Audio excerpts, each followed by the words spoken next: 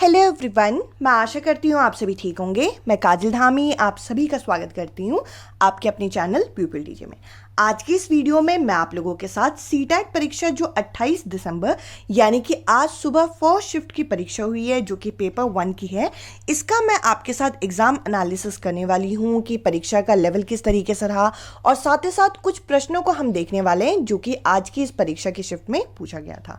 तो देखिए, ये जो परीक्षा है पेपर 1 की, ये आपका लेवल किस तरीके से डिसाइड होता है इसका कि आप लोगों की ईवीएस के यानी कि पर्यावरण अध्ययन के क्वेश्चन किस तरीके से पूछे गए। तो देखिए, सबसे पहले अगर मैं ईवीएस की बात करूं तो आज के सेट में जो ईवीएस के क्वेश्चन पूछे गए थे वो पूरे आपके एनसीईआरटी बेस्ड पूछे गए थे, यानी कि एक आप कह लीजिए एक मॉडरेट लेवल का पेपर था। बाकी सीडीपी हो गई, मैथ्स हो गई, ये आपका जिस लेवल का अभी तक पूछा जा रहा था उसी लेवल का पूछा गया है।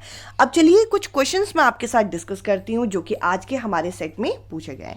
तो देखिए, पहला जो क्वेश्चन मैंने यहाँ पे लिया हुआ है ये आपका ईवीएस का क्वेश्चन लिया हुआ है और यहाँ पे आप लोगों का क्वेश्चन कुछ इस तरीके से था, हमें तमिलनाडु के निकटवर्ती राज्य यहाँ पे बताने थे।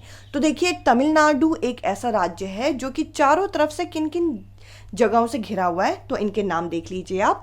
एक है आंध्र प्रदेश, अगला है यहाँ पे कर्नाटका, अगला है केरला और एक तरफ से ये इंडियन ओशन को टच करता है। तो इस तरीके से आपके अलग अलग ऑप्शन दे रखे थे और आपको बताना था कि कौन से ग्रुप जो है वो आपके नेबरिंग स्टेट कहलाते हैं, यानी कि निकटवर्ती राज्य कहलाते हैं किसके, तमिलनाडु के। इसके अलावा अगर हम अगले क्वेश्चन पे जाएं तो अगला क्वेश्चन हमें जीन पियाजे से संबंधित यहाँ पे पूछा गया था और ये क्वेश्चन कुछ इस तरीके से था कि अगर एक बच्चा जो है वो 2 से लेकर 6 वर्ष तक का है तो जीन पियाजे के अनुसार वो कौन सी अवस्था में होगा, कौन सी स्टेज में होगा।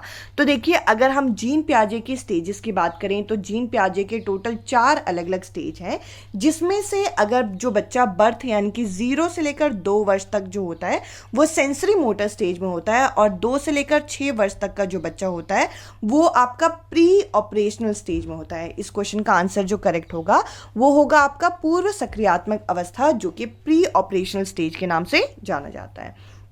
इसके अलावा अगर हम आगे बढ़ें तो देखिए, यहाँ पे हम लोगों से ZPD का क्वेश्चन पूछा गया था जो कि हमारा लेव वाइगॉट्स्की की थ्योरी से संबंध करता है।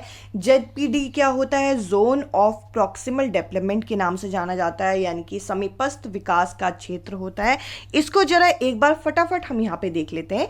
ऐसे काम जो बच्चा बिना किसी की मदद से कर रहा है वो यहाँ पे आएगा। वॉट इज ऑलरेडी नोन, यानी कि ऐसे काम जो बच्चा बिना किसी की मदद से कर पाएगा, जैसे कि चलना फिरना, दौड़ना, भागना, जो हमारी बेसिक एक्टिविटी होती है। अब मान के चलिए कि एक बच्चा है और उसे गिफ्ट में यहाँ पे स्केट बोर्ड मिला। अब स्केट बोर्ड शुरुआत में बच्चे को चलाना नहीं आता तो वो क्या करेगा कि ऐसे काम वो जो किसी की असिस्टेंट से करे, असिस्टेंट मतलब यहाँ पे किसी की मदद से करे, तो ऐसे एरिया को जिसमें वो कोई नई चीज यहाँ पे सीख रहा है, इस एरिया को हम जोन ऑफ प्रॉक्सिमल डेवलपमेंट के नाम से जानते हैं। अब देखिए, यहाँ पे हो क्या रहा है, उसे असिस्टेंट मिल रहा है, मतलब मदद मिल रही है। अब ये मदद करेगा कौन, कोई मोर नॉलेजेबल पर्सन करेगा जो कि उससे कोई बड़ा हो या फिर उसका कोई दोस्त जो कि उसकी मदद कर पाए। साथ ही साथ ये जो असिस्टेंट यानी कि मदद हो रही है, इसके लिए भी यहाँ पे हमें लीव वाइगॉट्स्की एक शब्द बताते हैं जो कि है स्कैफोल्डिंग। और इस एरिया को जिसमें ये बच्चा नया काम सीख रहा है, इसके लिए क्या शब्द बोला, इसे हमने ZPD के नाम से जाना। और उसके बाद यहाँ पे क्या होगा, उसके बाद वो एक ऐसे एरिया पे पहुंच जाएगा जो कि पहले उसे नहीं आता था, वो काम वो सीख चुका है।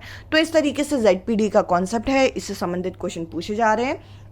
और लर्निंग यानी कि जो अधिगम है ये इसी तरीके से आगे बढ़ता है, ये हमें लीव वाइगॉट्स्की बताते हैं। इसके अलावा अगर हम आगे बढ़ें तो देखिए, हमें शेल्टर से संबंधित यानी कि जो आवास हमारे होते हैं इससे संबंधित हमारा मैच द फॉलोइंग यहाँ पे पूछा गया था कि लद्दाख में किस तरीके के घर बनाए जाते हैं।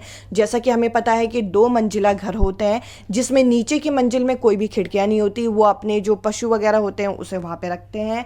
साथ ही साथ असम में किस तरीके के घर बनाए जाते हैं, ये आपको ऑप्शन में दिए गए थे। और राजस्थान में किस तरीके के, जैसे कि आपको पता है कि जो आपके इनके छत्ते होते हैं वो यहाँ पे भूसे के बनाए जाते हैं, जो एक तरीके से रूफ होती है वो इस तरीके से बनाई जाती है कि गर्मी जो है वो सहन हो सके। तो यहाँ पे हमें आवास से संबंधित यानी कि शेल्टर से संबंधित एक मैच द फॉलोइंग पूछा गया था। इसके अलावा अगर हम आगे बढ़ें तो देखिए यहाँ पर हमें असम से संबंधित एक और क्वेश्चन यहाँ पे पूछा गया था कि कौन सी ऐसी जगह है जहाँ बारिश बहुत होती है और वहाँ के जो मकान हैं उनको बनाने में बांस का सहारा लिया जाता है। तो देखिए बैम्बू जो है वो कहाँ प्रयोग किया जाता है ये हमें पता होना चाहिए। ये हमारा असम में प्रयोग किया जाता है। तो इस क्वेश्चन का आंसर यहाँ पे असम था। इसके अलावा एक और क्वेश्चन आप लोगों के द्वारा यहाँ पे बताया जा रहा है। मैं कंफर्म नहीं हूँ कि ये क्वेश्चन था या नहीं था, पर एक बार यहाँ पे डिस्कस कर लेते हैं। यहाँ पे बोला गया है कि जो आपके यहाँ पे हिंदी में थोड़ा सा क्वेश्चन यहाँ पे इनकम्प्लीट मिलेगा। यहाँ पे बोल रखा है कि जो 6 क्रमागत संख्या है यानी कि 6 कॉन्जुगेटिव नंबर है उनका सम कितना है, 45 है। तो आपको बताना है कि पहले 3 क्रमागत संख्याओं का योग कितना होगा। तो देखिए पहली क्रमागत संख्या मैं यहाँ पे क्या ले सकती हूँ, पहली क्रमागत संख्या जैसे मैंने ले ली x। दूसरी क्रमागत संख्या क्या ले सकते हैं, x+1। तीसरी क्या ले सकते हैं भाई, x+2, ये हो गई 3। चौथी क्या ले सकते हैं, x+3, ये हो गई 4। अगली क्या ले सकते हैं, x+4। अगली क्या ले सकते हैं, x+5। इसको आप बराबर कर दीजिए किसके, ये 45 के यानी कि 45 के। तो देखिए आप क्या करिए, यहाँ से x का मान निकाल लीजिए।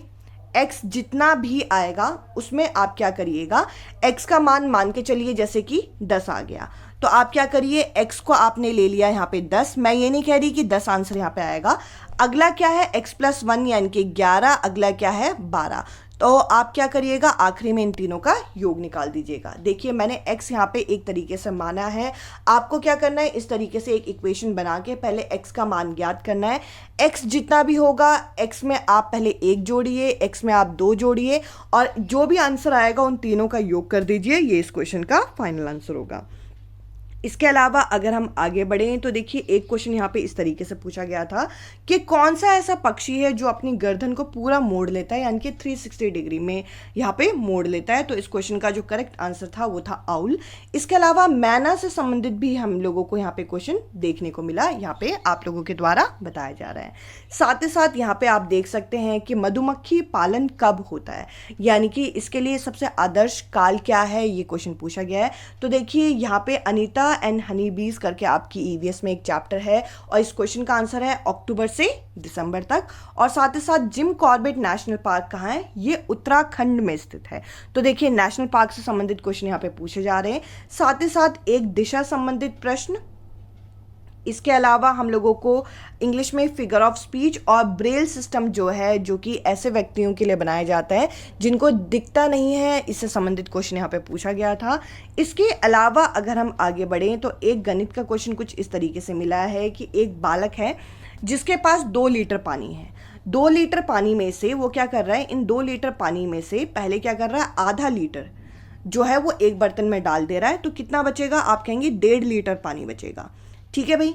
और उसके बाद 1.5 लीटर में से वो क्या कर रहा है कि आधा लीटर यानी 1/5 जो है वो दूसरे बर्तन में खाली कर दे रहा है।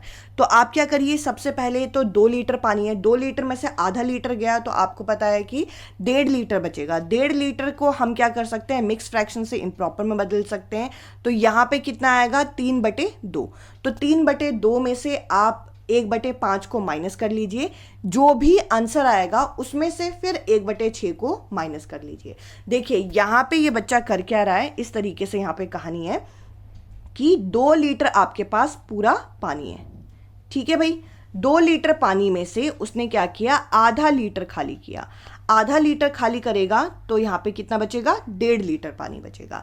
अब अगर मैं आपसे पूछूं कि 1.5 लीटर कितने के बराबर होता है तो आप कहेंगे 3/2 के बराबर होता है। अब बचा हमारे पास 3/2 पानी।